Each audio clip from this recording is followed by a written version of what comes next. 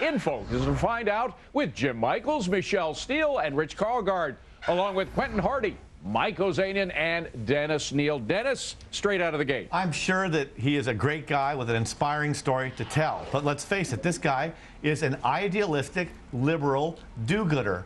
Wall Street doesn't like idealistic do-gooder liberals, okay? And the other thing is he's been off, it's barely 2 years. We don't really know how he would govern, and therefore there's uncertainty. Wall Street hates uncertainty. So you think it'd be bad for the market, Michelle? Yeah, but Dennis, to cast him as some sort of, wicked witch of the Midwest is a little bit premature at this point. The fact is, he hasn't been in Congress very long. We don't really know for sure where he's going to stand on the economy, but we do know that he's very pragmatic when he talks about business. So you say good for the market? I say definitely good for the market. Mike? It'd be terrible for the market, David. He does have a voting record. The man has given speeches. He's against individual freedom when it comes to economics. He's for collectivism. For example? Well, he wants to govern energy policy. He wants to put in what gas mileage should be. He's for higher taxes.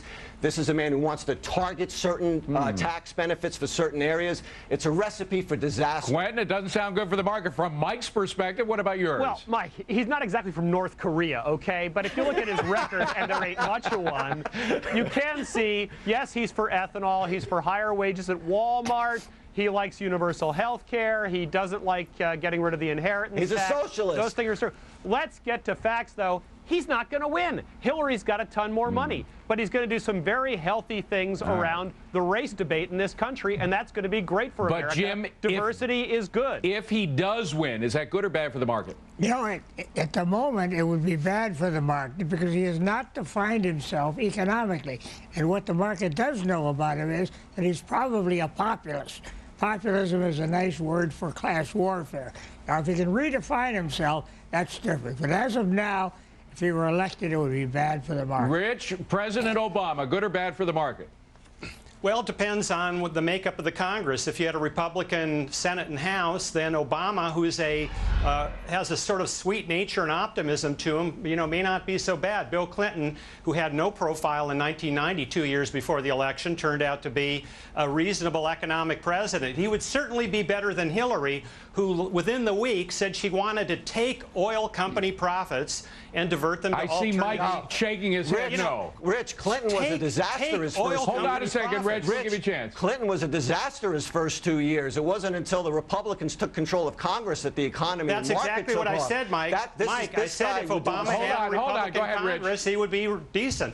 Mike didn't listen to what I said. I said if he had a Republican Congress, he might be an okay economic Is that possible, president. Dennis, that if you had this balance between a Republican Congress and a President Obama, it'd work great? If Obama wins or the Democratic nominee wins, it's because America is finally fully fed up with Iraq, and there will not be a Republican majority either. And this will be bad for business. We know that Obama voted against extending the tax cuts. We know that he's voted against easing the death tax. We know that he's anti-tax cut. And that's going to be bad. Hey, Quentin, what about Silicon Valley? There are a lot of Democrats in Silicon Valley. A lot of them went with Bill Clinton for both of the times that he ran. Do they like Obama or Hillary?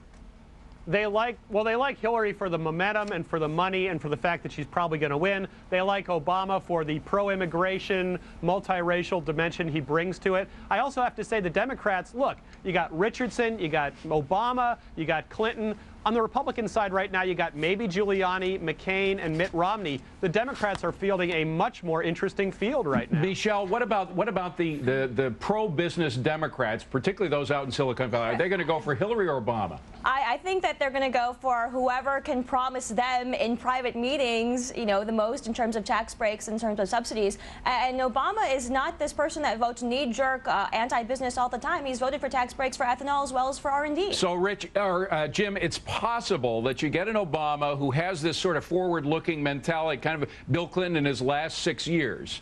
But the fact remains that he has not defined himself as far as economic policy is concerned. That's what the market cares about. The market doesn't care about personalities.